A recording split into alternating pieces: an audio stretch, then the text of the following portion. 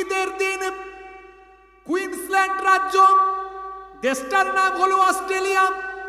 একেবারে বাস্তব তথ্যটা বলে দিই, মানুষ বাস্তববাদী। হে জওয়ান যুবকেরা, হে আমার মুরব্বিয়ানেরা, শুনে রেখে দিন বাবা, জেনে রেখে দিন বাবা, ওই বৃদ্ধাশ্রমে একজন বৃদ্ধ থাকতেন। ওই বৃদ্ধর নাম হলো মিস্টার ব্রেইল। এই মিস্টার ব্রেইল হঠাৎ করে তিনি ঈদের দিন বুঝতে পারেননি, মুসলমানদের ঈদের দিনে যেখানে ঈদের নামাজ পড়া হয় সেই জায়গাতে একটু সাজানো হয়, সেই জায়গাতে একটু হই হুল্লোড় আনন্দের পরিবেশ তৈরি হয়।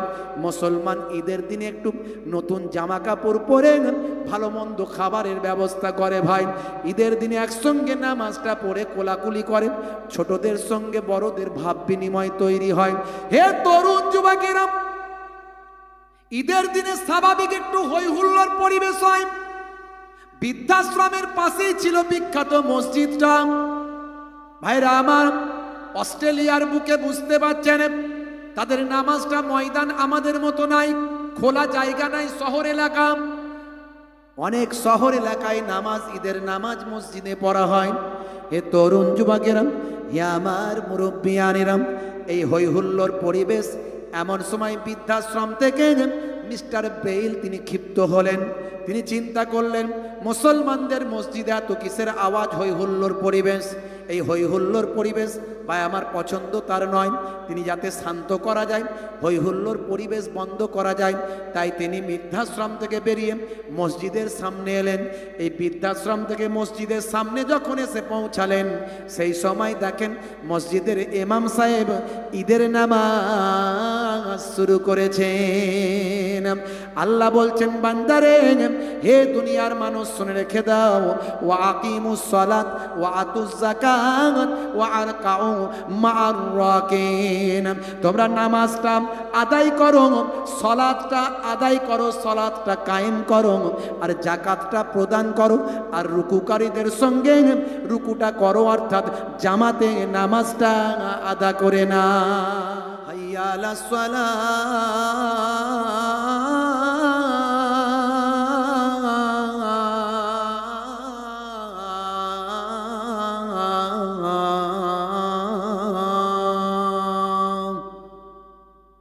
এসো নামাজের দিকে এসো। এসো কিসের দিকে? এসো নামাজের দিকে এসো। আল্লাহ বলছেন, হে মুয়াজ্জিন, আবার বলে দাও, যদি নামাজের দিকে আসে কি তার ফায়দা হবে সেটাও ঘোষণা করে দাও। কার কথা? আল্লাহর কথা। জানিয়ে দাও কি হবে।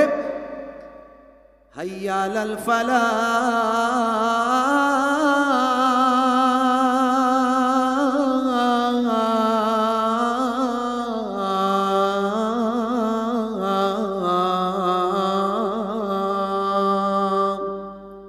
যদি নামাজের দিকে আসে, আমি আল্লাহ বলছি তাকে কামিয়াবি দান করে দেব। জোরে হবে না? তরুণ যুবকেরা, হে আমার বন্ধুরা, শুনে রেখে দিন বাবা, জেনে রেখে দেন, মুসলমানের ছেলে নামাজের সময় হলে ফ্রি ফায়ার খেলতে পালায়, মুসলমানের ছেলে নামাজের সময় হলে ক্যারাম বোর্ডটা চালায়, মুসলমানের ছেলে নামাজের সময় হলে ভাই আমার মোবাইলটা কানেতে হেডফোনটা লাগায়, মুসলমানের ছেলে নামাজের সময় হলে এদিক ওদিক পালিয়ে যায়। আল্লাহ বলছেন, বান্দারে, আমি ৮২ বার নামাজের কথা বলেছি, তোরা নামাজ থেকে দূরে চলে যাবি নাই।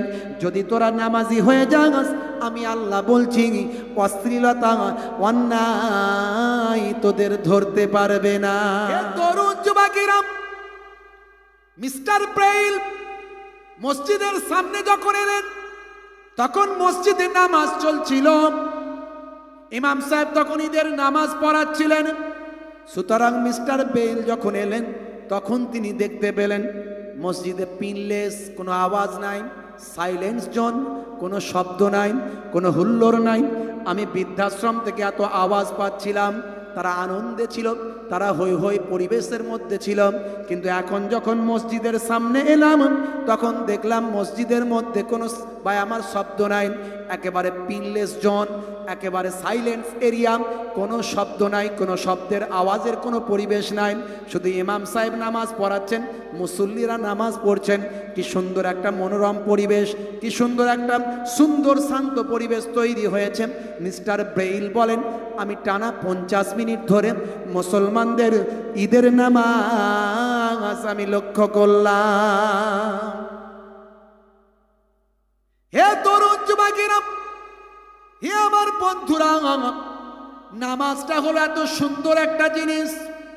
বড় বড় অথার পণ্ডিতেরা নামাজ অধ্যয়ন করেছেন, বড় বড় মনীষীরা নামাজ নিয়ে গবেষণা করেছেন। ভালো করে ইতিহাস পড়ে দেখুন, বিভিন্ন ধর্মের বিভিন্ন সম্প্রদায়ের মানুষ তারা নামাজ নিয়ে গবেষণা করেছেন। শ্রীরামকৃষ্ণ পরমহংসজি বা আমার তার গ্রন্থের মধ্যে পাওয়া যায়, তার জীবনীর মধ্যে পাওয়া যায়। শ্রীরামকৃষ্ণ পরমহংসদেব মহাদেব বা আমার রামকৃষ্ণ পরমহংসদেব বা আমার গুরুজি, তিনি কোটি কোটি মানুষের হার্ট স্পন্দন, ধর্মীয় ধর্মগুরু। হে জওয়ান যুবকেরা, তিনি দীর্ঘদিন ধরে নামাজ নিয়ে অধ্যয়ন করেছিলেন। তিনি নামাজের মধ্যে কি আছে দেখার চেষ্টা করেছিলেন। হে জওয়ান যুবকেরা বা আমার বন্ধুরা, আমার জাতীয়তাবাদের জনক যাকে বলা হয়, রাজা বা আমার রাজা রামমোহনজি খানাকুলের মানুষ। তিনি একজন মহান ব্যক্তিত্ব ছিলেন, রাজা মশাই ছিলেন, বহু সম্পদের মালিক ছিলেন, যার প্রচেষ্টায় সতীদাহ প্রথা বন্ধ হয়েছিল। সেই রাজা রামমোহনজির যদি ইতিহাস আপনি জানেন বা আমার দেখবেন, তিনি কিন্তু একেশ্বরবাদীতে বিশ্বাসী ছিলেন। একজন ঈশ্বর আছেন, ঈশ্বর যে একজন, অর্থাৎ স্রষ্টা যে একজন, সৃষ্টিকর্তা যে একজন, তিনি সেটা বিশ্বাস করতেন। সেই রাজা রামমোহনজি তিনি এত সুন্দর কোরআন মাজিদ পড়তেন, কোরআন মাজিদ ব্যাখ্যা করতেন, এক্সপ্লেন করতেন, কোরআন মাজিদের তাফসির করতেন, কোরআন মাজিদ শুদ্ধভাবে পড়তেন। সেই জামানায়, সেই সময়ে ব্রিটিশ সরকার তাকে মৌলবী উপাধি দিয়েছিল।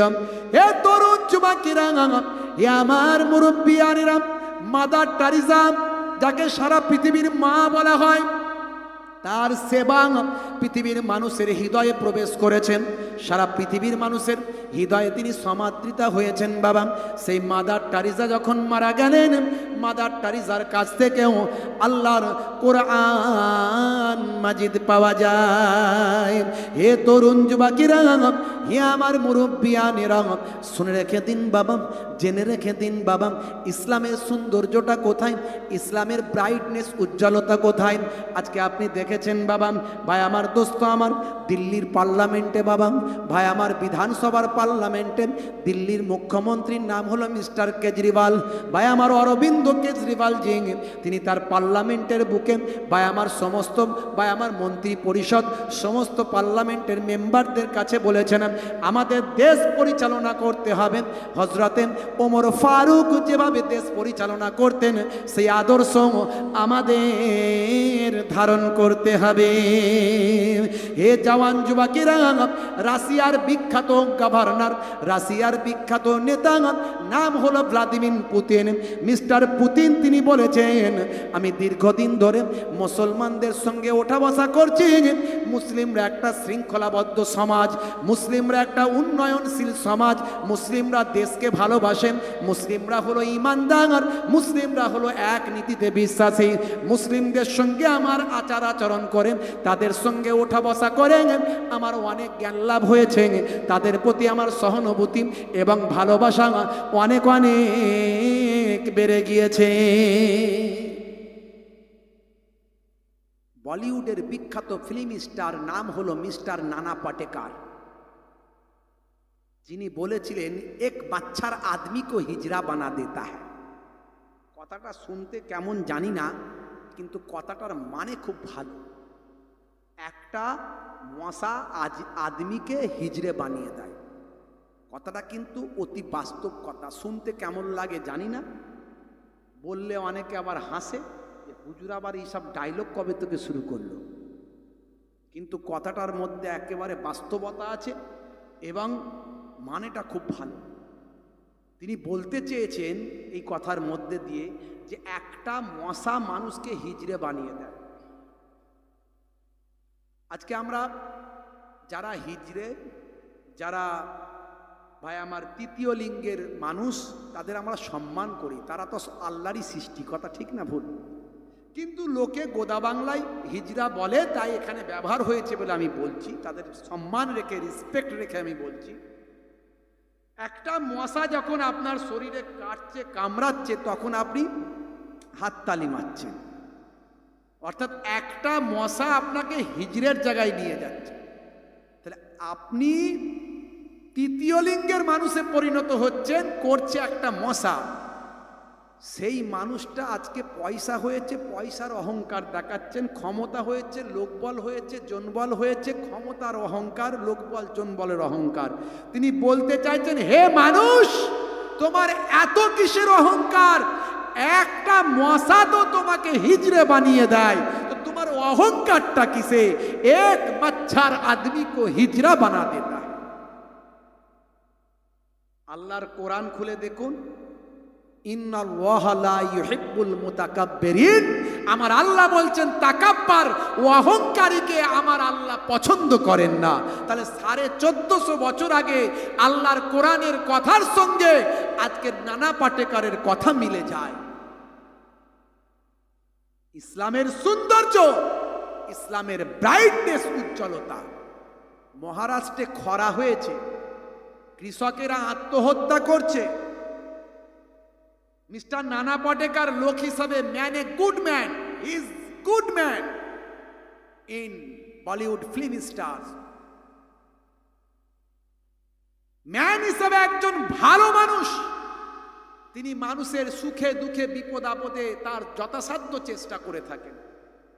তো মানুষগুলো সব আত্মহত্যা করছে, তিনি সেখানে তার ব্ল্যাঙ্ক চেকগুলো নিয়ে চলে গেলেন, অ্যামাউন্ট লিখে হাতে হাতে দিচ্ছেন। যতজনকে দিচ্ছেন, একজন সলিমউদ্দিন, কলিমউদ্দিন, আব্দুল জব্বার, আব্দুল সত্তারের নাম পাওয়া যাচ্ছে। তিনি মুখ ফসকে জিজ্ঞাসা করলেন, আচ্ছা ভাই, এ মুসলমানদের মধ্যে কি খরা হয়নি, না তারা আত্মহত্যা করেনি, ব্যাপারটা কি? বলে, হুজুর, মুসলমানদের মধ্যে খরা হয়েছে, সেটা এ পাড়ায় নয় ওই পাড়ায়। স্যার, সেটা এ পাড়ায় নয় ওই পাড়ায়। গাড়ি ঘুরিয়েও ও পাড়ায় গেলেন, মুসলিম পাড়াতে গিয়ে বললেন, আমাকে তো তোমরা চেনো, আজকে তোমাদের বিপদে পাশে দাঁড়ানোর জন্য এসেছি। যারা বিপদগ্রস্ত মানুষ, তারা লাইন দিয়ে দাঁড়াও, আমি আমার সাধ্য মতো কিছু চেক তোমাদের হাতে তুলে দেব, তোমরা সেগুলো নেবে। আচ্ছা ভাই, আমি খবর নিয়ে দেখলাম বহু মানুষ আত্মহত্যা করেছে, তো তোমাদের মুসলিমদের মধ্যে কতজন আত্মহত্যা করেছে? বলছে কেউ করেনি। বলছে কেউ আত্মহত্যা করেনি। বলে কেন, ব্যাপারটা কি? হে তরুণ যুবকেরা, এমন সময় শিক্ষিত কয়েকজন মুসলিম যুবক এগিয়ে এসে বলে, স্যার, আমরা হলাম ইসলাম ধর্মের মানুষ, আমরা সবচেয়ে আগে আল্লাহর কোরআনের মান্যতা দিই, তারপরে রাসূলের হাদিসের মান্যতা দিই। আমরা আল্লাহর কোরআন মেনে চলি, রাসূলের হাদিস মেনে চলি, আল্লাহর নির্দেশগুলো ফলো করি, রাসূলের হাদিসগুলো ফলো করি। তাই আমাদের কাছে যেটা আল্লাহ নির্দেশ দিয়েছেন সেটা মানি, যেটাকে আমাদের কাছে আল্লাহ এবং রাসূল নিষেধ করেছেন সেটা থেকে দূরে থাকার চেষ্টা করি। আল্লাহর কোরআন এবং রাসূলের হাদিসের মধ্যে বলা হয়েছে আত্মহত্যা মহাপাপ, আত্মহত্যা করলে জাহান্নামে যেতে হবে, আত্মহত্যা করলে তার জন্য চির জাহান্নামের শাস্তি ভোগ করতে হবে, অর্থাৎ তাকে কঠিন আযাবের মধ্যে মৃত্যুর পরে ভোগ করতে হবে। যে কোনো অবস্থায় পড়ো না কেন বান্দা, তুমি কখনো আত্মহত্যা তুমি করবে না, বিকল্প পথ অবলম্বন করবে, কিন্তু আত্মহত্যার পথ কখনো তুমি বেছে নেবে না।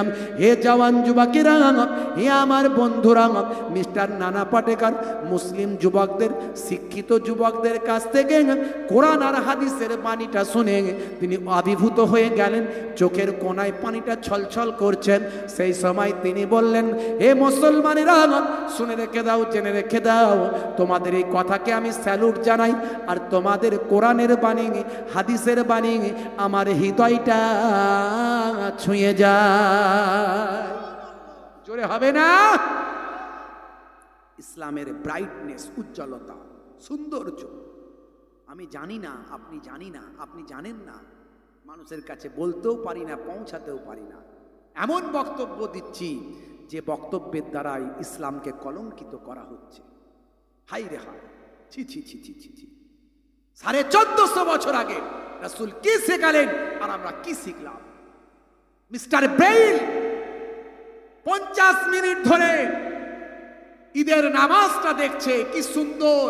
এতক্ষণ কোলাহলের আওয়াজ পেয়ে আমি বেরিয়ে এসেছি, তাদের আওয়াজ ভলিউম লো করতে বলবো, আওয়াজ স্টপ করতে বলবো, চিৎকার বন্ধ করতে বলবো। এখন এসে দেখেছি তাদের থেকে শান্ত পরিবেশ আর কোথাও হতে পারে না। একজন নামাজ পড়াচ্ছে, সারা মসজিদটা পিনলেস এরিয়া, কোনো পিন পড়ারও আওয়াজ নাই, এত স্তব্ধ পরিবেশ। 50 মিনিট ধরে মুসলমানদের নামাজ দেখলেন মিস্টার ব্রেইল। নামাজের পরেই, ঈদের নামাজের পরে আমরা কোলাকুলি করি, মুআনেকা করি, একে অপরকে বুকে জড়িয়ে আপ্যায়ন, আলিঙ্গন, একে অপরের সুখ দুঃখ ভালোবাসাকে ভাগ করে নিই, একে অপরের মনোমালিন্য দুঃখ যন্ত্রণাকে ভুলিয়ে দিই। এই বুকে বুকে মেলা, ছোটদের প্রতি স্নেহ, বড়দের সম্মান, একে অপরকে খাইয়ে দেওয়া, মিষ্টি বিতরণ করা, এই সুন্দর পরিবেশ দেখে মিস্টার ব্রেইল ইমাম সাহেবের কাছে গুটি গুটি পায়ে গিয়ে বললেন, ইমাম সাহেব, আমার দুই একটি কথা আপনার সঙ্গে ছিল। হে তরুণ যুবকেরা, হে আমার বন্ধুরা, হে আমার মুরব্বিয়ানেরা, শুনে রেখে দিন বাবা, জেনে রেখে দিন বাবা। হে মুসলমান, একটুখানি লক্ষ্য করুন। এমন সময় ইমাম সাহেবকে গিয়ে বলেন, প্লিজ আমার কথাটা একটু শুনুন, প্লিজ অ্যাটেনশন, প্লিজ আমার দিকে একটু অ্যাটেনশন দিন। হে ইমাম সাহেব, আজকে আপনার ঈদের দিনে আপনাকে আমি হয়তো আপনার কাজেতে বিঘ্ন ঘটাতে এসেছি, তো কিছু মনে করবেন না, প্লিজ মার্সি, আমাকে ক্ষমা করবেন, আমাকে মার্সি করবেন। হে তরুণ যুবকেরা, ইমাম সাহেবকে অতি করুণার স্বরে বললেন, আমি কিন্তু একজন বৃদ্ধাশ্রমে থাকা, আমি অন্য কমিউনিটির একজন মানুষ, আমার নাম হলো ব্রেইল। চিৎকার আওয়াজ শুনে আমি বন্ধ করার জন্য এসেছিলাম, কিন্তু এত ভালো করে কোনো দিন আপনাদের নামাজ আমি দেখি না, এত ভালো করে আপনাদের পরিবেশটা আমি লক্ষ্য করি না, মসজিদের ভিতরে কি হয় এত ভালো করে আমি গভীরভাবে দেখি না। আজকে আমি 50 মিনিট ধরে আমি ব্রেইল সব কিছু লক্ষ্য করলাম, অভিভূত হয়ে গেলাম, আনন্দিত হয়ে গেলাম, মুগ্ধ হয়ে গেলাম। আমাদের দেশে ধর্ম নিয়ে বাড়াবাড়ি নাই, অনেক মানুষ তো নাস্তিক আছেন, কোনো ধর্মই মানে না, যে যে ইচ্ছা ধর্ম পালন করেন, ধর্মটা তার পার্সোনাল ম্যাটার, এটা তার ব্যক্তি স্বাধীনতা, সে কিভাবে জীবনযাপন করবে সে সেটাই পারবে। আমাদের দেশের কাজ নিয়ে ব্যাপার, ধর্মটাকে কোনো মুখ্য উদ্দেশ্য করা হয়নি, ওটা গৌণ ব্যাপার, ধর্মটা নিজের হৃদয়ের ব্যাপার। ধর্ম নিয়ে কোনো বিভাজন, কোনো রাজনীতি, কোনো ঝামেলা, কোনো মারপিট কখনো হয় না। তাই আমার দেশে ধর্ম নিয়ে কোনো বাড়াবাড়ি নাই, কিন্তু আমি আপনার ধর্মের প্রতি অ্যাট্রাকশন হয়েছি, আপনার ধর্মের প্রতি আমার অ্যাটেনশন বেড়ে গেছে, আপনার ধর্ম সম্পর্কে আমি জানতে চাই, একটু বুঝতে চাই। আচ্ছা, এটা যে হলো নামাজ, এই নামাজের মধ্যে কি আছে দেখতে চাই। আপনার নামাজ পড়ার আগে প্রাথমিক অবস্থায় কি করতে হয় বুঝতে চাই। আপনার ঈমান যেটা বলেন, এই ঈমানটা কি জিনিস একটু বুঝতে চাই। হে তরুণ যুবকেরা, হে আমার বন্ধুরা, ইমাম সাহেবের বক্তব্য কিছুক্ষণ শোনার পরে মিস্টার ব্রেইলের চোখ দিয়ে ঝরঝর করে পানি ঝরে যায়। অবশেষে নিজের আনমনে, নিজের অগোচরে তিনি যেন নিজের হৃদয় থেকে বের হয়ে আসে। পড়িয়ে দিন সেই মহানবীর কালেমা, কালেমা শরীফ পড়ে মিস্টার ব্রেইল তৎক্ষণাৎ ঈমান গ্রহণ করে নেয়।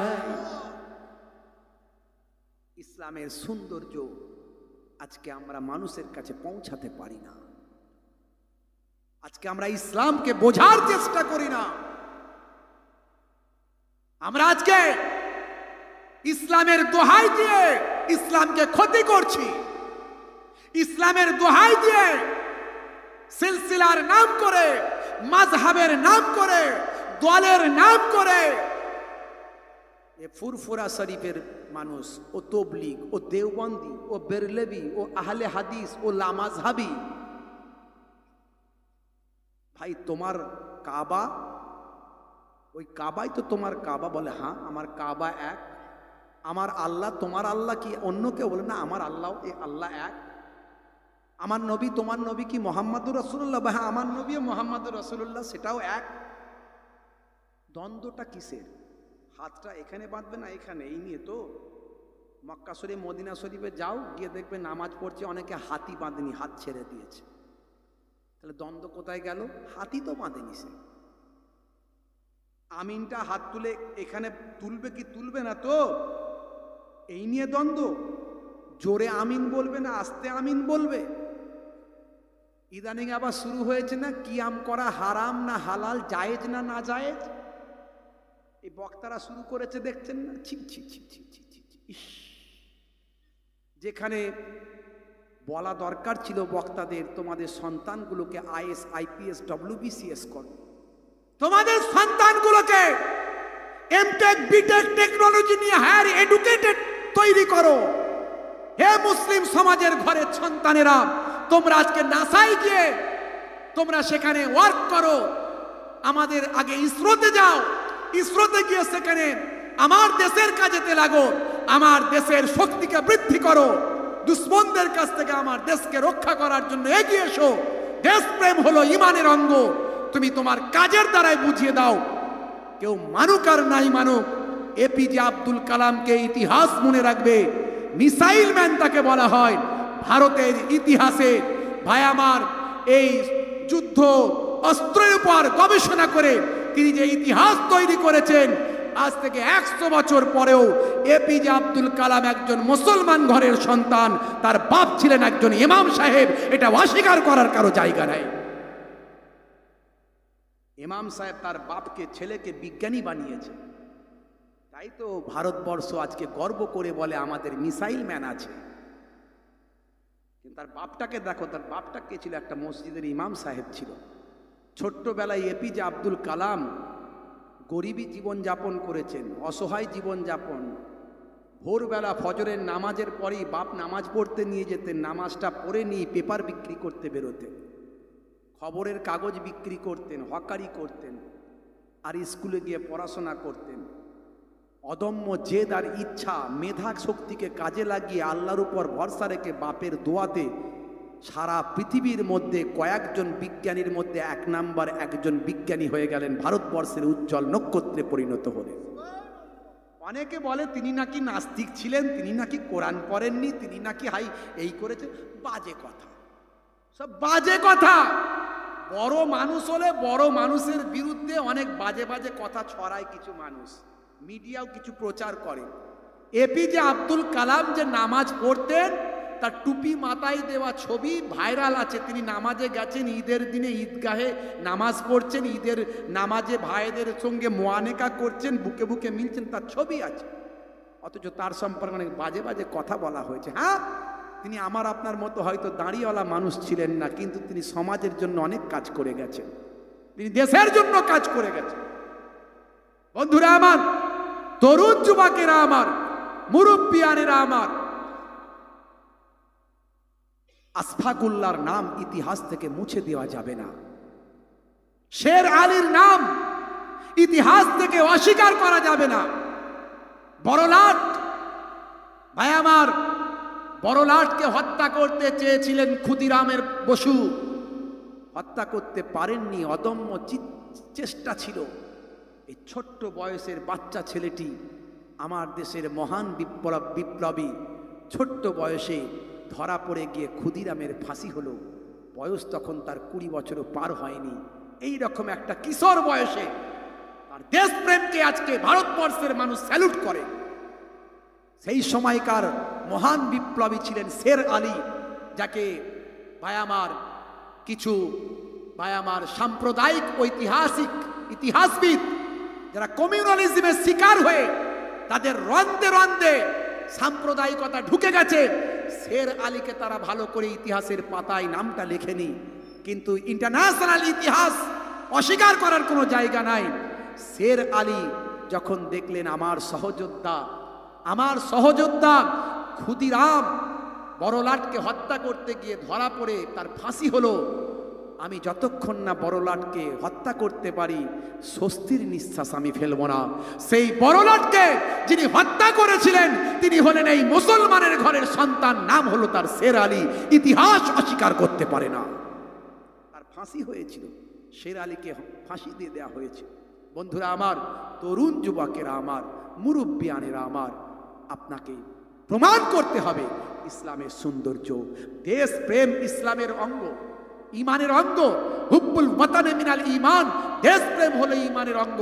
এই দেশপ্রেম কারো কাছ থেকে আমাদের শিখতে হয় না, মুসলমানদের দেশপ্রেম আমাদের নবী শিখিয়ে দিয়েছে। হে তরুণ যুবকেরা, হে আমার বন্ধুরা, শুনে রেখে দিন বাবা, জেনে রেখে দেন, আজকে কিয়াম নিয়ে ঝামেলা করে, আজকে মুসলমানে অশান্তি করে। ভাই আমার, নামাজ নিয়ে, দাড়ি নিয়ে, টুপি নিয়ে, ভাই আমার জুব্বা নিয়ে নিজেদের মধ্যে ঝামেলা করে। হে তরুণ যুবকেরা, হে আমার বন্ধুরা, এই দলবাজির মধ্যে পড়বেন না। আমার মুজাদ্দিদুজ্জামান দাদা হুজুর পীর কেবলার ভালোবাসার মানুষ। আপনারা সব ফুরফুরা শরীফকে ভালোবাসেন বাবা। আজ থেকে 100 বছর আগে এই ফুরফুরার জামিন থেকে সারা বাংলা, আসাম, বাংলাদেশের মানুষকে তিনি হেদায়েতের আলো দিয়েছিলেন।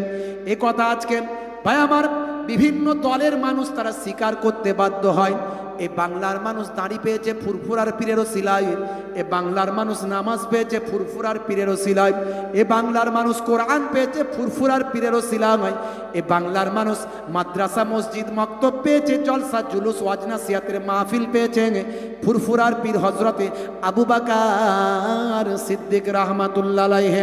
আপনাদের দাদা হুজুর, আমার পন্নারা জান হুজুর, আল্লাহর ওলি বান্দার ওসিলায়। এটা অস্বীকার করার কোনো জায়গা নাই। সেই মুজাদ্দিদুজ্জামান কি বললেন বাবা? ব্যাখ্যার ক্ষেত্রে অনেকে ব্যাখ্যাই বাবা ব্যাখ্যা নিজের মতো করে করেছে।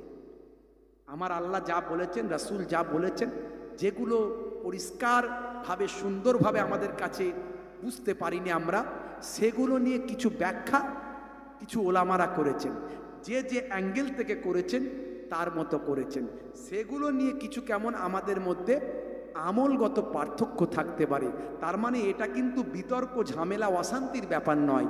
যে যেটা আমলগতভাবে নিয়েছে তিনি সেটা নেবেন। আমি যেটা নিয়েছি, আমাকে যারা ভালোবাসো তোমরা নাও। কত সুন্দর কথা! এরপরে কোনো সমস্যা, কোনো ঝগড়াই থাকতে পারে না। আমার মুজাদ্দিদুজ্জামান বললেন বাবা, কিয়াম হলো মুস্তাহাব, মুস্তাহসান, জায়েজ। করলে সওয়াব, না করলে গোনা নাই। আচ্ছা, করলে যখন সওয়াব আছে আমরা তাই করি, তো যে করে না তাকে জোর করে তুলবে না, আর যে করে বাবা এটাও বলেছেন তাকে জোর করে বসিয়ে দিও না। কত সুন্দর কথা! এরপরে কোনো ঝগড়া ঝামেলায় থাকতে পারে না। আমরা ঘাড় মাসা করি, অজুর পরে ঘাড় মাসা করি না? অজুর সময় এই ঘাড় মাসা করা ফরজও নয়, ওয়াজিবও নয়। এটা হলো মুস্তাহাব, করলে সওয়াব, না করলে গোনা নাই। তা আমরা করি কি করি না? যদি কোনো কিছুতে সওয়াব পাওয়া যায় আমরা সেটা করি। আল্লাহর কোরআন বলে দিচ্ছে, কি বলছে? ইয়া আইয়ুহাল্লাযীনা আমানু সাল্লু আলাইহি ওয়া সাল্লিমু তাসলিমা।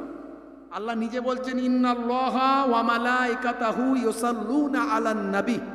নিশ্চয় আল্লাহ তাআলা এবং তার মালাইকা ফেরেশতারা ইউসাল্লুনা আলান নবী, তারা রাসূলের উপর দরুদ পেশ করে।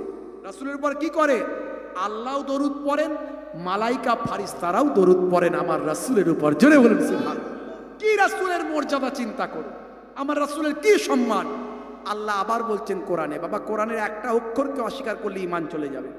আল্লাহ বলছেন, ইন্নাল্লাহা ওয়া মালাইকাতাহু ইউসাল্লুনা আলান নবী ইয়া আইয়ুহাল্লাযীনা আমানু, হে বিশ্বাসী বান্দারা, ঈমানদারেরা, সাল্লু আলাইহি ওয়া সাল্লিমু তাসলিমা, তোমরা দরুদ পড়ো, তার উপর দরুদ পড়ো, ওয়াসাল্লিমু, এবং সালাম দাও।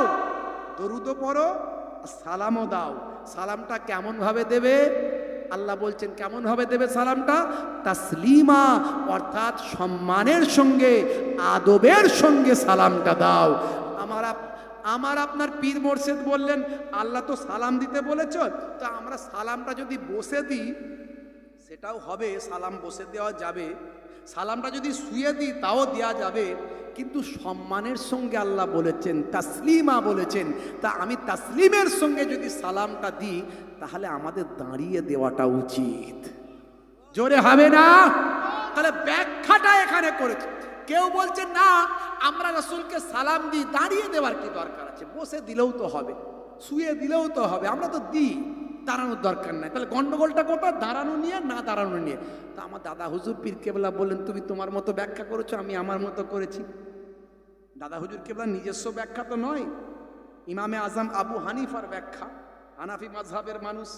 ইমামে আজম আবু হানিফা কে বাবা? 80 হিজরিতে যার জন্ম, 80 হিজরি। এই হিজরি সন কবে শুরু হয়েছে? 622 খ্রিস্টাব্দ থেকে শুরু হয়েছে, যখন আল্লাহর নবী মক্কা ছেড়ে মদিনায় গিয়েছিলেন। তার থেকে হিজরি সন শুরু হয়েছে।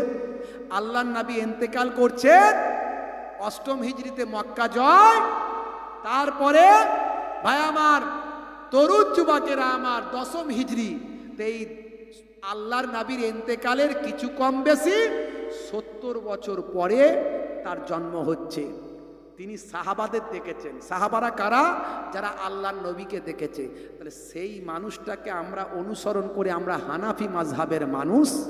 আর এক বেরিয়েছে এক কি বলে, ওই যে আগে রাজমিস্ত্রির কাজ করতো, মোবাইল রিপেয়ারিংয়ের কাজ করতো, সব বেরিয়েছে না, দেখছেন না বাবা, এখন শায়েখ হয়েছে সব বড় বড়, দেখলেই বোঝা যায়।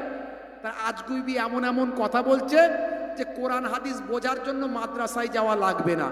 আমি বলি যদি মাদ্রাসায় যাওয়া না লাগে, ফেসবুক থেকেই যদি কোরআন মাজিদ হাদিস সব বুঝে নেওয়া যায়, তাহলে আলিয়া মাদ্রাসাকে রাখার কি দরকার আছে? ভেঙে দাও। তাহলে চলে যাও নাদওয়াতুল ওলামা, উত্তরপ্রদেশের বিখ্যাত মাদ্রাসা নাদওয়াতুল ওলামাকে ভেঙে দাও। দেওবান, দারুল উলুম দেওবান বিখ্যাত মাদ্রাসা ভারতবর্ষের, ভেঙে দাও। জামে আজহার মিশর কায়রো, ভেঙে দাও। সব তো ফেসবুক থেকে শিখে নেবে। আমার ঘরের শিক্ষিত ছেলেরা ওই শায়েখের ভক্ত হয়েছে, যেমন শায়েখ তেমন তার ভক্ত। আমি নাম কারো বলতে চাইছি না, নাম বলা পছন্দ করি না, কারণ এগুলো আমি সাপোর্ট করি না। এই সব নাম টাম বলে মানুষের মাঝখানে বিভ্রান্ত করছে এক শ্রেণীর মানুষ, আর এক শ্রেণীর মানুষ মজা পাচ্ছে। অথচ আলটিমেটলি দেখা গেল তিনিও নামাজের কথা বলছে, আমিও নামাজের কথা বলছি, তিনিও আল্লাহর কথা বলছে, আমিও বলছি, অথচ আমরা একে অপরের বিরুদ্ধে মাইকে বলছি। এটা মানুষের কাছে ভুল বার্তা যাচ্ছে, মানুষ ভালো চোখে দেখছে না। এগুলো করবেন না। মাজার ভেঙে দেব বলছে না, ওরা যদি ক্ষমতা পেত নবীর মাজারটাও ভেঙে দিত, রাসূলের মাজার ভেঙে দিত। ওরা বলে নাকি শুধু ভারতবর্ষে মাজার আছে, আর কোথাও নাই। আসলে ওরা তো কুয়ার মাছ, কুয়ার ব্যাঙ, ওরা খবর জানে না। যাও ইরাকে চলে যাও, ইরানে চলে যাও, সিরিয়ায় চলে যাও, লেবাননে চলে যাও, তুরস্কে চলে যাও। বহু নবীদের পাইগম্বরদের মাজার রওজা করা আছে, জিয়ারতের জন্য তারা সেখানে ঘিরে রেখেছেন, জিয়ারতের জন্য ছাদ দিয়েছেন। এটা জরুরতের জন্য, যারা বুজুর্গ মানুষ তাদেরকে মানুষ দেখে হেদায়েত পাবে, ইসলামের উপকার হবে। মাসালার কেতাবে মাসালা এসেছে, বড় বড় মুফতিরা ফতোয়া দিয়েছে, তাদের জন্য, আম পাবলিকের জন্য মাজার করা চলবে না, কবর উঁচু করা পাকা করা যাবে না। আর যারা হাক্কানি ভাই আমার, ওলি আউলিয়া পীর মাশায়েখ ফুরফুরা শরীফে যান, দেখবেন মাজার মানে কি আপনার ঘিরে রাখা হয়েছে, যাতে করে মানুষ গিয়ে জিয়ারত করতে পারে, দোয়া দরুদ পড়তে পারে, সেখানে গিয়ে তেলাওয়াত করতে পারে, আল্লাহর দরবারে দোয়া মাগফিরাত করতে পারে। আর জুরু কবুরা ফাইন্না তুযাক্কিরুল মাউতা, তোমরা আল্লাহর মোমেন মোমেনাদের কবরগুলো জিয়ারত করো, তোমাদের মরণের কথা স্মরণে আসবে। এই জন্যে তারা যাতে কবরগুলো জিয়ারত করতে পারে, তার জন্য ছাদের ব্যবস্থা করা হয়েছে, ঘেরার ব্যবস্থা করা হয়েছে। এগুলো এক্সেপশন, সাধারণ মানুষের জন্য নয়। সেখানে যারা সেরেক করে, যেগুলো যারা যে জায়গায় সেরেক হয় সেগুলো অন্যায়। সেরেকের বিরুদ্ধে কথা বলো, আমরাও বলি। আমার দাদা হুজুর কেবলার থেকে সেরেকের বিরুদ্ধে তো কেউ বেশি বলেনি, কথা ঠিক না ভুল? তিনি ডাইরেক্ট কে বিভিন্ন মাজারে গিয়ে ওলিয়া উলিয়াদের দরবারে গিয়ে সেরেক বেদাতগুলো বন্ধ করেছিলেন। এই ইতিহাস থেকে প্রমাণ পাওয়া যায়। আর এক শ্রেণীর মানুষ এখন বড় বড় কথা বলছে, যারা বাংলার মানুষদের হেদায়েত কার ওসিলায় পেয়েছে তারা সেটা অস্বীকার করছে, মানে না। কোনটা তাবিজ আর কোনটা তামিমা মানুষকে ভুল বুঝিয়ে দিচ্ছে, ভুল বুঝিয়ে দিচ্ছে। তামিমা হারাম, তাবিজ জায়েজ। যদি কোরআন হাদিসের দ্বারায়, কোরআন থেকে দোয়া, হাদিস থেকে দোয়া নিয়ে রাসূলের সুন্নত অনুযায়ী আপনি যদি ফু দেন, আপনি যাকে মুখস্থ করতে দিচ্ছেন, মুখস্থ করতে না পারলে তার যদি লিখে তার হাতে গলায় দিয়ে দেন, এই হাদিস থেকে প্রমাণ, সাহাবায়ে কেরামরা পর্যন্ত আল্লাহর কোরআন লিখে মানুষের গলায়, বাচ্চাদের গলায় টাঙিয়ে দিয়েছেন, এই হাদিসে আছে। আর তামিমা কোনগুলো? কোরআন ছাড়া, সূরা আয়াত ছাড়া, আল্লাহর কোরআনের দোয়া ছাড়া দুনিয়ার অনেকে আংটি দিয়ে বলে রোগ ভালো হবে, অনেকে গাছের ডাল বেঁধে নেয়, অনেকে সুতো বেঁধে নেয়, অনেকে ধুলো নেয়, অনেকে কোনো ভাই আমার মাজারে গিয়ে ফুল দিয়ে ফুল চড়িয়ে দেয়, দিয়ে বলে ভাই আমার এই পুকুরে ফুল দিচ্ছি আমার ছেলে যেন জন্ম হয়। এইগুলো হলো তামিমা, এইগুলো হলো ভ্রান্ত, এগুলো হলো হারাম। আমার দাদা হুজুর পীর কেবলা অনেক এ ব্যাপারে ওয়াজ করেছেন, জিহাদ করেছেন, লড়াই করেছেন। আর আজকে দুপাতার মৌলবী কিছু বোঝে না, দাদা হুজুর পীর কেবলাকে নিয়ে স্টাডি করে না, ফুরফুরা শরীফকে এমন ভাবে বর্ণনা করে যেন ফুরফুরা শরীফে কত সেরেক হচ্ছে, কত বেদাত হচ্ছে, কত সেখানে ছেলে মেয়েরা হই হুল্লোড় করছে, কত যেন একেবারে অশ্লীল পরিবেশ এমন ভাবে প্রচার করছে।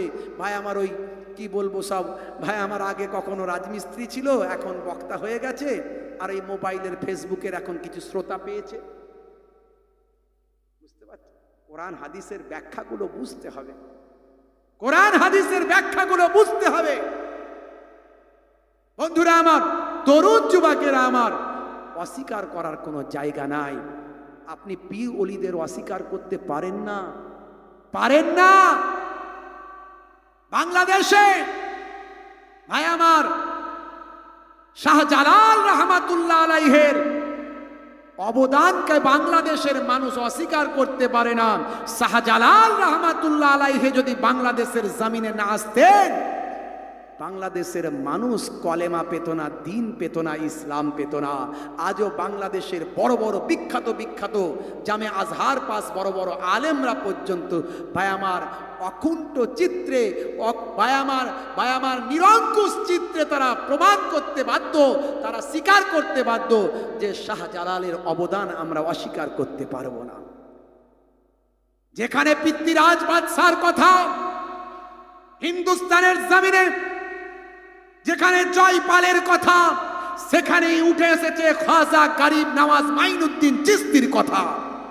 যেখানে আকবর বাদশার দ্বীন ইলাহির কথা, সেইখানেই উঠে এসেছে হযরতে আহমদ সেনেহেন্দি মুজাদ্দিদ আলফেসানির কথা। বলছে পীরেদের মানি না, মুর্শিদদের মানি না, ওলিদের মানি না। বলছে না বাবাজি, অস্বীকার করার কোনো জায়গা নাই। বাবাজি আমার, তরুণ যুবকেরা আমার, আমি আপনাদের কাছে বলবো, ইসলামের সৌন্দর্য, ইসলামের ব্রাইটনেস, ইসলামের উজ্জ্বলতাকে মানুষের কাছে পৌঁছে দিন। হে তরুণ যুবকেরা, খুবই সংক্ষেপে ছোট্ট করে বলে দিই, আজকে আপনারা দেখতে পাচ্ছেন ফিলিস্তিনের মুসলমানগুলোকে ইসরায়েলের বোমা আঘাত করে করে আজকে প্রায় 16,000 ফিলিস্তিনি নিরীহ নিরস্ত্র মানুষকে তারা শহীদ করেছে। অথচ তারা হামাসকে পারছে না, হামাসের সঙ্গে লড়াই করতে পারে না। হামাস একটা ছোট্ট সংগঠন, একটা স্বাধীনতাকামী সংগঠন। হামাস একটা রাজনৈতিক সংগঠন। আমার দেশের হলুদ মিডিয়া, আমার দেশের ভাই আমার হলুদ মিডিয়া, গদি মিডিয়া, তারা প্রথম থেকে চেষ্টা করেছিল হামাস একটা জঙ্গি সংগঠন, এখানেও হিন্দু মুসলিম করে ভোটের ফায়দা নেবেন। তারা নিয়েওছে প্লাস কিছুটা। হে তরুণ যুবকেরা, হে আমার মুরব্বিয়ানেরা, কিন্তু ইন্টারন্যাশনাল মিডিয়াগুলো যখন হামাসকে স্বাধীনতাকামী সংগঠন বলে প্রমাণ করছেন, হামাসকে যখন ভাই আমার একটা রাজনৈতিক সংগঠন হিসেবে প্রমাণ করছেন, তখন আমার দেশের সংগঠন, আমার দেশের হলুদ মিডিয়া সবাই নয় ভাই আমার, গদি মিডিয়া সবাই নয়। যারা গদি মিডিয়া, যারা পয়সার জন্য হয়কে লয় করে দেয়, যারা পয়সার জন্য ভাই আমার ভাই ভাই মারপিট লাগায়, যারা পয়সার জন্য কমিউনালিজমকে মানুষের কাছে ফুটিয়ে তোলে ভাই, যারা রাজনীতির স্বার্থে ভাই আমার হিন্দু মুসলমানের মধ্যে দ্বন্দ্ব তৈরি করে দেয়। হে জওয়ান যুবকেরা, হে আমার বন্ধুরা শুনে রেখে দেন, বন্ধুরা আমার জেনে রেখে দেন, হে মুসলমান একটু লক্ষ্য করুন। তারা প্রথমে জঙ্গি প্রমাণ করার চেষ্টা করেছিল, মাঝে মাঝে তারা দেখলো হাই রে হাই উপায় নাই, এখন তারা বুঝতে পেরেছেন যে হামাস হলো একটা স্বাধীনতাকামী সংগঠন। আজকে সেই স্বাধীনতাকামী সংগঠন, ছোট্ট সংগঠনের উপর তারা দিনের উপর মজবুত থেকেছেন, তারা ঈমানকে মজবুত করেছেন, তারা আল্লাহু আকবার বলে তারা লড়াই করছেন, আল্লাহর উপর ভরসা করেন ভাই আমার, নিজের দেশকে বাঁচানোর জন্য যুদ্ধ করছেন। তারা হলো বিপ্লবী। যেমন আমার দেশে তৎকালীন যুগে বিনয় বাদল, দীনেশ আশফাক উল্লাহ, নেতাজি সুভাষচন্দ্র বোস, জওহরলাল ভাই আমার গান্ধীজি, ভাই আমার সীমান্ত গান্ধী, খান আব্দুল গফফার খান, এরা যেমনভাবে দেশের জন্য লড়াই করেছেন, এরাও তো এমন বর্তমানে সশস্ত্র লড়াই করে ফিলিস্তিনকে উদ্ধার করার চেষ্টা করছেন। হে তরুণ যুবকেরা, এখানেও ইসলামের সৌন্দর্যের কথা বলবো, ব্রাইটনেসের কথা বলবো, উজ্জ্বলতার কথা বলবো। আমি আপনাদের এর আগেও বলেছি, সালটা 1948 সাল। 1948 সালের আগে পৃথিবীর মানচিত্র খুলুন। যারা ইসরায়েলের বন্ধু সেজেছেন, আজকে ন্যায় অন্যায় না দেখে শুধু সাম্প্রদায়িকতার বশবর্তী হয়ে ভাই আমার এখানেও একটা ভাই আমার কমিউনালিজমকে সামনে রেখে যারা ইসরায়েলের পক্ষপাতিত্ব করছেন, মনে রাখবেন আমরা মুসলমান কিন্তু ইউক্রেনের হয়ে কথা বলেছি। কারণ যেখানে কোনো অন্যায় দেখবেন, যেখানে কোনো মানুষ নির্যাতিত হবে, নিরীহ মানুষ যখন অপমানিত লজ্জিত হবে, যখন কোনো নিরীহ মানুষের উপর জুলুম হবে, ইসলাম বলছে তুমি হিন্দু দেখো না, তুমি মুসলমান দেখো না, তুমি খ্রিস্টান দেখো না, তুমি জৈন বৌদ্ধ দেখো না, তুমি তখন দেখবে আগে মানুষ নির্যাতিত, নিষ্পেষিত, সে বিপদগ্রস্ত মানুষ, অসহায় মানুষটার পাশে তুমি আগে দাঁড়াবে। হে তরুণ যুবকেরা, ইউক্রেন রাশিয়ার যুদ্ধের সময় আমরা কিন্তু ইউক্রেনের হয়ে গলা ফাটিয়েছি, আওয়াজ করেছি। ইন্টারনেট সার্চ করুন, আমাদের বক্তব্য পাবেন। রাশিয়া মুসলমানদের পক্ষে কথা বলে, কিন্তু আমরা ইউক্রেনের পক্ষে কথা বলেছি। এ জওয়ান যুবকেরা, আজকে কিন্তু ইউক্রেন তার বিনিময়ে আজকে তারা ফিলিস্তিনের পক্ষে কথা বলেনি, ইউক্রেন কিন্তু ইসরায়েলের পক্ষে কথা বলছেন। কিন্তু তারপরেও আমাদের নবীর আদর্শ যা ছিল আমরা দেখাচ্ছি। এ জওয়ান যুবকেরা, আজকে আপনাদের আমি বলতে চাই 1948 সালের আগের ইতিহাস খুলে দেখুন বাবা, সারা পৃথিবীর মানচিত্রের মধ্যে ইসরায়েল নামক কোন মানচিত্রে আপনি পৃথিবীতে পাবেন না। আমি 1000 বছর আগের ইতিহাস বলেছি। 19 সালে প্রথম গুটি কতক ইহুদি ফিলিস্তিনে এলো, অত্যাচারিত, লাঞ্ছিত, বঞ্চিত হয়ে সারা পৃথিবীতে ছড়িয়ে ছিটিয়ে ইহুদিরা বাস করত। আর হিটলার যখন ক্ষমতা পেল, ভাই আমার দ্বিতীয় বিশ্বযুদ্ধ শুরু হলো, হিটলার তার নাৎসি বাহিনী দিয়ে 60 লাখ ইহুদিকে হত্যা করলো। এই 60 লাখ ইহুদিকে হত্যা করার আগেই ইহুদিরা কিন্তু কোথাও শান্তিতে থাকতে পারত না, তাদের মানুষ বিশ্বাস করত না, কারণ ইহুদিদের সম্পর্কে অনেক বাজে কথা মানুষের মাঝখানে রটানো হয়েছিল। তো ইহুদিরা লাঞ্ছিত, বঞ্চিত হয়ে ফিলিস্তিনের মুসলমানদের কাছে গাজা থেকে 2 কিলোমিটার দূরে কিডবুস নামক জায়গায় এসে মুসলমানদের কাছে আশ্রয় প্রার্থনা করলো, হে মুসলমানেরা, তোমরাও তো আহলে কেতাবের অন্তর্গত মানুষ, আমরাও আহলে কেতাব মানি, আমরাও আসমানি কেতাব মানি, আল্লাহকে মানি, আর তোমরাও মানো। তো তোমাদের নবীর আদর্শ মানুষ বিপদে পড়লে সাহায্য করা। তা আজকে আমাদের বিরুদ্ধে ষড়যন্ত্র হয়েছে, আমাদের বিরুদ্ধে মানুষের মধ্যে বিভাজন করা হয়েছে, আমরা আজকে লাঞ্ছিত, অপমানিত, লজ্জিত, অত্যাচারিত। তা আমরা কিছু মানুষ এসেছি, আমাদের থাকতে দাও, খেতে দাও, জায়গা দাও, ঘর দাও, ব্যবসা দাও, কারবার দাও। মুসলমানরা সেখানেও ইসলামের সৌন্দর্য, ব্রাইটনেস, উজ্জ্বলতা।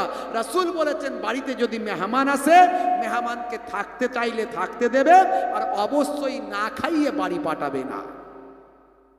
জোরে হবে না? সেই যে সাহায্য করেছিল, উড়ে এসে জুড়ে বসলো, একদিন মালিককে ঘর থেকে তাড়িয়ে দিল। আমি অনেক ইতিহাস বলে দিয়েছি, 1000 বছরের ইতিহাস নিয়ে আমি স্টাডি করেছি। আজকে এরা কেন আজকে উত্তর গাজাকে ধ্বংস করে, পশ্চিম গাজাকে ধ্বংস করে, দক্ষিণ গাজাকে ধ্বংস করার জন্য বোমা মারছে, বলছে আরো দক্ষিণে চলে যাও? তার কারণ একটাই, এদের উদ্দেশ্য শুধু হামাস নয়। এখনো মানুষকে বুঝতে দেয়নি। মানুষকে বলছে আমরা হামাসকে হত্যা করতে চাই, হামাসের জন্য আমাদের নিরাপত্তা নষ্ট হচ্ছে। কিন্তু শুধু হামাস নয়, এদের হামাসকে ধ্বংস করাও যেমন এদের উদ্দেশ্য, ফিলিস্তিন দখল করা এদের উদ্দেশ্য। তার কারণ এরা সেই জান্নাত থেকে আনা একটা সিন্দুক, তার নাম হলো তাবুতে সাকিনা। এই তাবুতে সাকিনা, যে তাবুতে সাকিনা যাদের কাছে থাকবে, আল্লাহ প্রদত্ত সৌভাগ্য তারা অর্জন করবে। আজকে দেখছেন তাবুতে সাকিনা, আমার বিশ্বাস ফিলিস্তিনের জমিনে আছে, তাই হামাসের মতো একটা ছোট্ট দলকে আজও নিশ্চিহ্ন করতে পারেনি। কারণ সারা বিশ্বের বড় বড় যারা যুদ্ধ বিশেষজ্ঞ ব্যক্তিত্ব, তারা বলছে, এবং আমেরিকা যুক্তরাষ্ট্রের যারা যুদ্ধ বিশেষজ্ঞ হিসাবে পরিচিত, তারা বলছে, ইসরায়েলের স্বয়ং যুদ্ধ বিশেষজ্ঞ ব্যক্তিত্বরা বলছে, পরোক্ষভাবে আমরা এখনো পর্যন্ত হামাসের সঙ্গে লড়াই করে জয়ী হতে পারিনি, বরং আমাদের সমরাস্ত্র, আমাদের ক্ষমতা আমরা যেভাবে ব্যবহার করেছি, ওই ছোট্ট সংগঠনটা আমাদের সঙ্গে যেভাবে লড়াই করছে, আমাদের মারকাবা ট্যাঙ্ক যেভাবে ধ্বংস করছে, আমাদের সৈন্যদের যেভাবে হত্যা করছে, পরক্ষণে আমরা কিন্তু ব্যাকফুটে আছি, বরং আমরা হেরে যাওয়ার জায়গাতে আছি। জোরে হবে না?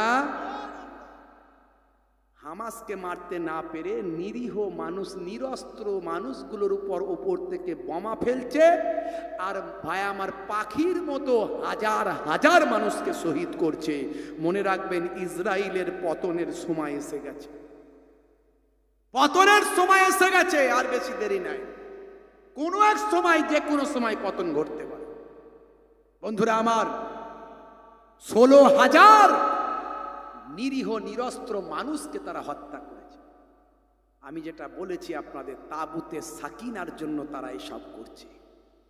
এই তাবুতে সাকিনা জান্নাত থেকে নিয়ে এসেছিলেন হযরতে আদম আলাইহিস সালাম। এই তাবুতে সাকিনা সমস্ত পয়গম্বরদের কাছে ছিল। এর অনেক ইতিহাস আছে, অন্য একদিন তাবুতে সাকিনা নিয়ে আলোচনা করবো ইনশাআল্লাহ। শুনবেন। হে তরুণ যুবকেরা, হে আমার বন্ধুরা, শুনে রেখে দিন বাবা, জেনে রেখে দেন, ইসলামের সৌন্দর্য, ইসলামের ব্রাইটনেস, ইসলামের উজ্জ্বলতা আজকে বাবা ফিলিস্তিনের বুকে তারা তাদের বাবা ভাই আমার ইহুদিদের থাকার জায়গা, ঘর দিয়েছিল, থাকার জায়গা দিয়েছিল, ভাই আমার কাজ কারবার দিয়েছিল, ব্যবসা দিয়েছিল। তার বিনিময়ে আজকে তারা, তার পরিবর্তে তারা কি ফিডব্যাক দিচ্ছে আজকে দেখুন।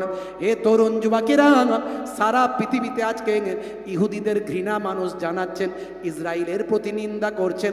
খোদ আমেরিকার বুকে ইসরায়েলের বিরুদ্ধে প্রতিবাদে মুখর হচ্ছে। খোদ ইসরায়েলের বুকে ইসরায়েলের বিরুদ্ধে মানুষ খুব ভাই আমার প্রতিবাদে মুখর হচ্ছেন। খুদ ভাই আমার একেবারে ব্রিটেনের জমিনে ব্রিটেনের প্রধানমন্ত্রী পর্যন্ত ইসরায়েলের বিরুদ্ধে পথে নেমেছেন। হে জওয়ান যুবকেরা, মুসলিম বিশ্বের বুকে মুসলিম বিশ্বের রাষ্ট্রপ্রধানরা বিভিন্নভাবে যার যতটুকু ক্ষমতা ইসরায়েলের বিরুদ্ধে তারা মোকাবেলা করছেন। হে তরুণ যুবকেরা, হে আমার বন্ধুরা, শুনে রেখে দিন বাবা, এই কঠিন পরিস্থিতিতে বাবা আমরা তাদের জন্য কিছু করতে পারি না, তাদের জন্য দোয়াটা করতে পারি, আর ইসরায়েলি পণ্যটাকে বয়কট করে তার বিকল্পটাকে গ্রহণ করতে পারি। যেটা নিরুপায় সেটা কিছু করার নাই, যদি উপায় থাকে বয়কট করার, অবশ্যই বয়কট করে বিকল্প পায় আমার প্রোডাক্টটা কেনার চেষ্টা করি। এই দুটো কাজ আমরা করতে পারি। আর সোশ্যাল মিডিয়ায় গণতান্ত্রিক পদ্ধতিতে, সাংবিধানিক পদ্ধতিতে ইসরায়েলের বিরুদ্ধে আমরা প্রোটেস্ট করতে পারি, প্রতিবাদ করতে পারি। এই কতগুলো কাজ আমরা শিক্ষিত যুব সমাজ মুসলিমরা, হিন্দু মুসলিম মুসলিম খ্রিস্টান জৈন সকলেরই করা উচিত বলে আমি মনে করি। হে তরুণ যুবকেরা, হে আমার বন্ধুরা, কিন্তু ইসলামের সৌন্দর্য দেখুন। আজকে যখন ইসরায়েল যখন 16,000 নিরীহ নিরস্ত্র যখন মুসলমানদের হত্যা করেছেন, এরপরেও বাপ তার সন্তানকে শেষ বিদায় জানাচ্ছেন। বাপ তার সন্তানকে চুমু দিয়ে চোখের পানি মুছে নিয়ে বলছে, বাবা ছেলে তুমি এগিয়ে চলো, আমি তোমার পরেতেই তোমার পেছনে আসছি। ও বাবা ছেলে চিন্তা করো না, হে আমার কলিজার টুকরা ফুলের মতো সন্তান, তুমি দেখো না, তুমি ভেবো না, তুমি চিন্তা করো না, বাপ বেটা আল্লাহর জান্নাতে মুলাকাত হবে। সারা পৃথিবীর দিকে তাকিয়ে তাকিয়ে ফিলিস্তিনের মানুষগুলো বলছে, আমরা আজকে পৃথিবীর সর্ববৃহৎ উন্মুক্ত জেলখানায় আছি, আমাদেরকে খাবার দিতে গেলেন ইসরায়েলের পারমিশন চাই, আমাদের আলো দিতে গেলেন ইসরায়েলের পারমিশন চাই, আমাদের কোনো কিছু আমাদের দেশে কোনো কিছু চাইলে ইসরায়েলের পারমিশন চাই। আমরা একটা জেলখানার মধ্যে, বিশ্বের বৃহৎ উন্মুক্ত জেলখানার মধ্যে আমরা বন্দী আছি। হে পৃথিবীর মানুষেরা, হে পৃথিবীর 200 কোটি মানুষ, হে পৃথিবীর 200 কোটি মুসলমান, হে পৃথিবীর 700 কোটি মানুষ, হে পৃথিবীর রাষ্ট্রপ্রধানেরা, তোমাদের মনে কি দয়া নাই, মায়া নাই? আমাদের সন্তানেরা আমাদের বুকের উপর তাজা রক্ত ফিক দিয়ে বের হয়ে হত্যা হচ্ছে, মারা যাচ্ছে। হে জওয়ান যুবকেরা, তারা একে অপরের প্রতি সান্ত্বনা দিচ্ছে আর বলছে, চিন্তা নাই, চিন্তা নাই, পৃথিবীর মানুষ আমাদের না দেখলেও আমার মহান আল্লাহ আমাদের দেখছেন। সেই আল্লাহর ইচ্ছা যেটা আছে সেটা হচ্ছে, আমার আল্লাহ নিশ্চয়, আমাদের আল্লাহর উপর বিশ্বাস, আমার আল্লাহ আমাদের জান্নাত দান করবে। ইসরায়েলের এই ঘটনায় ফিলিস্তিনের মুসলমানদের ঈমানের তেজ এত বেড়ে গেছে যে পৃথিবীর বহু দেশের মানুষ শুধু ফিলিস্তিনের মুসলমানদের ঈমানি পাওয়ার দেখে তারা সেখানে কালেমা পড়ে মুসলমান হচ্ছে। জোরে হবে না? জোরে হবে না? ইন্টারন্যাশনাল বিখ্যাত ব্রিটেনের একজন বড় ইউটিউবার, একজন মহিলা বিখ্যাত ইউটিউবার, তার ভাই আমার তার যে কোনো ভিডিও মিলিয়ন মিলিয়ন মানুষ দেখে। তিনি ভাই আমার ফিলিস্তিনি ইমানদারদের নিয়ে, মুসলমানদের নিয়ে তিনি ভিডিও করলেন, ভিডিও ভাইরাল হলো, ইসরায়েলের বিরুদ্ধে প্রতিবাদ করলেন, ভাইরাল হলো। লোকে প্রশ্ন করলো, আপনি কি মুসলিম? আপনি কি কোরআন পড়েছেন? আপনি কি হাদিস পড়েছেন? আপনি মুসলমানদের নিয়ে এত কথা বলছেন, আপনি এত সুন্দর বক্তব্য রাখছেন, আপনি কি মুসলিম? আর ইউ মুসলিম গার্ল, আপনি কি মুসলিম মহিলা? তখন তিনি চিন্তা করলেন, সত্যিই তো আমি তো মুসলিম নয়, কিন্তু একটা এই প্যাথেটিক ব্যাপারটাকে আমি মানুষের মাঝখানে তুলে ধরছি, আমি মুসলমানদের সম্পর্কে আমার জানা প্রয়োজন। তখন তিনি কোরআনে স্টাডি করলেন, রাসূলের হাদিস সম্পর্কে স্টাডি করলেন, করে তিনি ঘোষণা দিলেন যে আমি আজকে উন্মুক্তভাবে, আমার দেশে ধর্ম নিয়ে কোনো বাড়াবাড়ি নাই, যে যে ধর্ম ইচ্ছা গ্রহণ করতে পারে, মেনে চলতে পারে।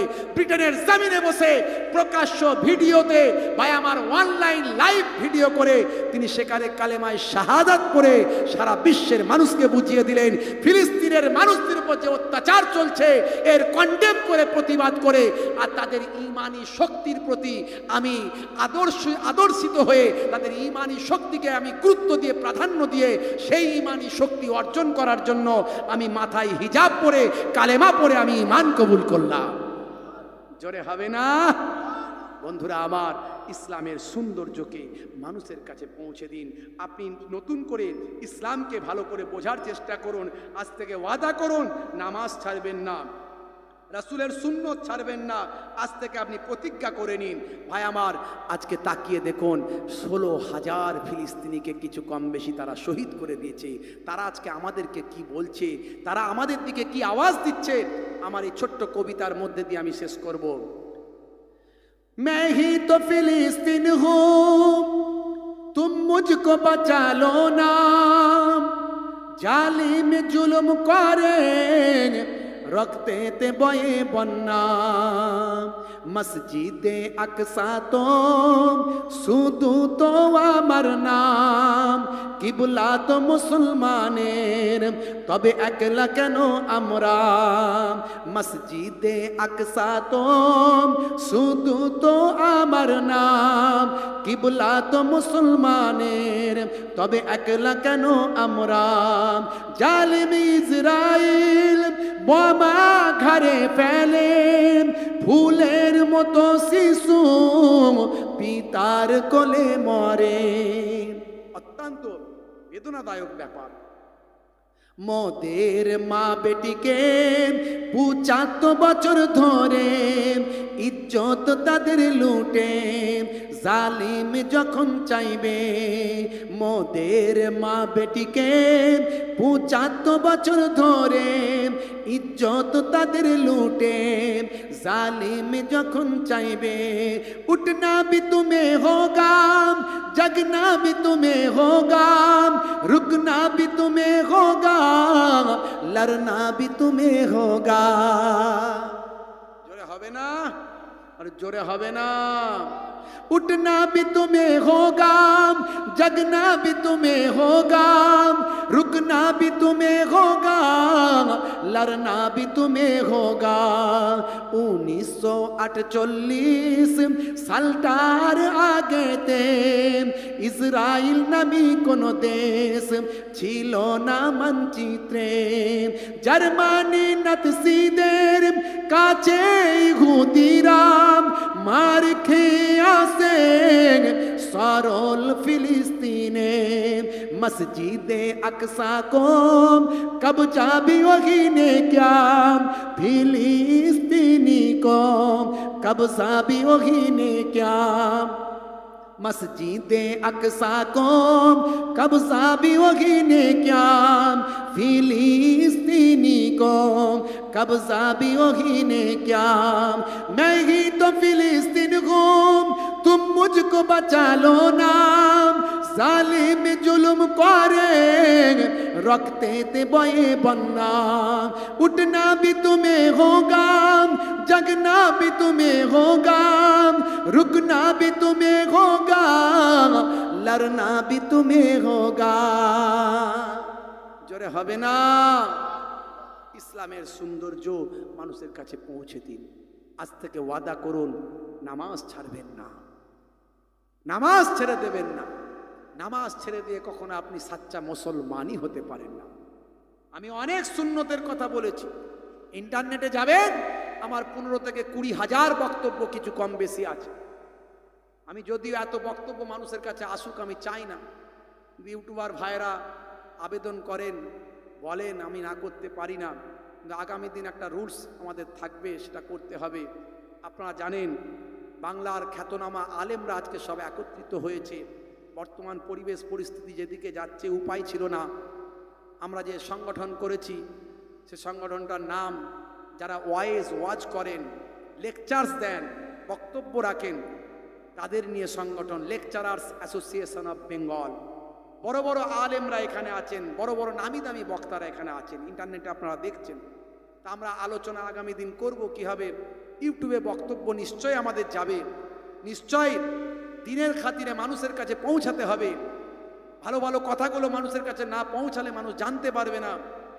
আমরা ইসলামের বিরুদ্ধে, দিনের বিরুদ্ধে, সততার বিরুদ্ধে, ন্যায়ের বিরুদ্ধে যে মানুষ অন্যায় কাজ করছে বা অসাধু কাজ করছে, এর বিরুদ্ধে প্রতিবাদ না করলে মানুষের কাছে পৌঁছাবে না।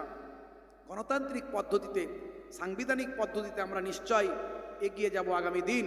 তো যাই হোক, আমার ইউটিউবার ভাইরা তারাও ভালো ভালো কাজ করছেন, মানুষের কাছে দিন পৌঁছে দিচ্ছেন। তা আমি তাদের প্রতিও আমার আন্তরিক ভালোবাসা, শ্রদ্ধা থাকবে।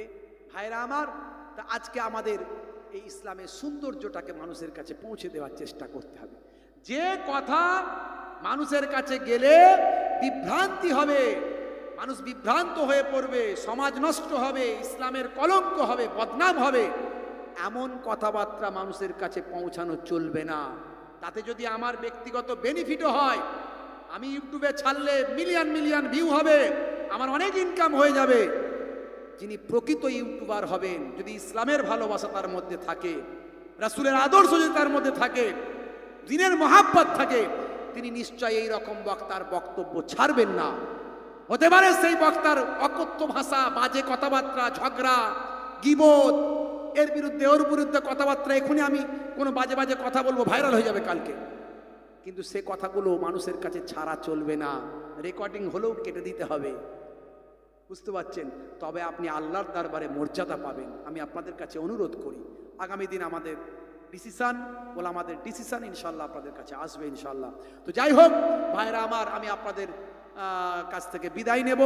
যাওয়ার আগে আমার পূর্বের হুজুর, আমার অত্যন্ত শ্রদ্ধাভাজন প্রবীণ মানুষ, প্রবীণ আলেম, বসিরহাট আল্লামা হুজুরের আওলাদ, জি হ্যাঁ, অজনাসিয়াত করেছেন। তিনি মসজিদের সিঁড়ির ব্যাপারে, মাদ্রাসার সিঁড়ির ব্যাপারে কিছু কথা বলেছেন, আপনারা সাহায্য সহযোগিতা করেছেন।